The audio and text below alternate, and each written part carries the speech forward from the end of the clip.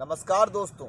पंचतंत्र की एक बहुत ही सुंदर कहानी है जिसमें 4 मित्र थे और वे 4 मित्र विद्या प्राप्त करने के उद्देश्य से एक गुरु के आश्रम में गए।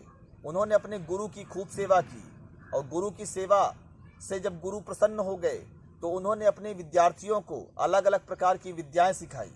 तो जो 3 विद्यार्थी थे वो पढ़ने लिखने में बहुत मेधावी थे और उन्होंने गुरु से श्रेष्ठ प्रकार की विद्याएं प्राप्त की। लेकिन जो चौथा बालक था वह पढ़ाई में कमजोर था, उसने गुरु से कोई विद्या नहीं प्राप्त कर पाई। समय के साथ साथ उनकी शिक्षा दीक्षा पूरी हुई और जब उनकी शिक्षा दीक्षा पूरी हुई तो वे आश्रम छोड़कर अपने घर को प्रस्थान किए। लेकिन मार्ग में एक घनघोर जंगल पड़ता था। उस घनघोर जंगल को पार करते समय इन चारों विद्यार्थियों को एक हड्डियों का ढेर मिला। तो जो पहला विद्यार्थी था वह अहंकार के साथ बोलता है कि गुरु ने मुझे जो विद्या दी है मैं उस विद्या के प्रयोग से इस हड्डियों के ढांचे को सही क्रम में व्यवस्थित कर सकता हूँ।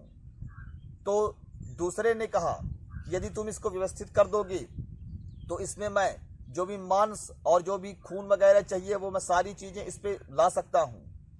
जो तीसरा विद्यार्थी था उसने कहा कि यदि तुमने इसको पूरा एक विधिवत शरीर के रूप में बदल दिया तो मैं इसमें प्राण डाल सकता हूँ।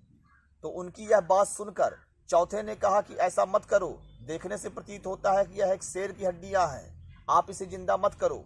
लेकिन जो पहले 3 विद्यार्थी थे उनको अपनी विद्या का अहंकार था, उन्होंने कहा कि हम ऐसा ही करेंगे। तो चौथे ने कहा कि आप ऐसा करो, मैं पहले आपको कहता हूं कि आप ऐसा मत करो, लेकिन आप यदि बात नहीं मान रहे हो तो पहले मुझे पेड़ में चढ़ लेने दो। तो चौथा विद्यार्थी करो, लेकिन आप यदि बात नहीं मान रहे हो तो पहले मुझे पेड़ में चढ़ लेने दो। तो चौथा विद्यार्थी पेड़ पर चढ़ गया और तीनों ने अपनी विद्याओं का प्रयोग करके उस शेर की हड्डियों को जीवित शेर में बदल दिया। और जैसे ही शेर जीवित होता है वह उन 3 विद्यार्थियों को खा जाता है। इस पंचतंत्र की कहानी से हमको शिक्षा मिलती है कि हमें कभी भी अंधा होकर अपनी विद्या का प्रयोग नहीं करना चाहिए। विद्या होने के साथ साथ सूझबूझ का होना अत्यंत आवश्यक है।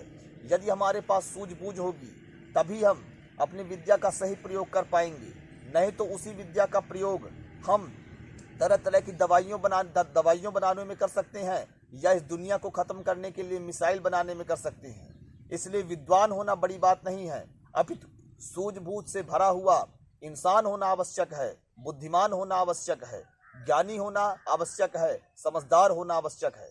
मेरे प्यारे भाइयों बहनों, मैं आपको फिर से योग साधना शिविर में आमंत्रित करता हूँ। एक दिन की हमारी योग साधना शिविर में आप अवश्य आइए, जो चांदनी रात में आयोजित होती है। दिव्य वातावरण में योग ध्यान का प्रशिक्षण लीजिए, इससे आपके जीवन में निश्चय ही सुधार होगा और आपके जीवन में आनंद की वर्षा होगी। योगाचार्य आनंद को दीजिए इजाजत। जय हिंद, जय भारत।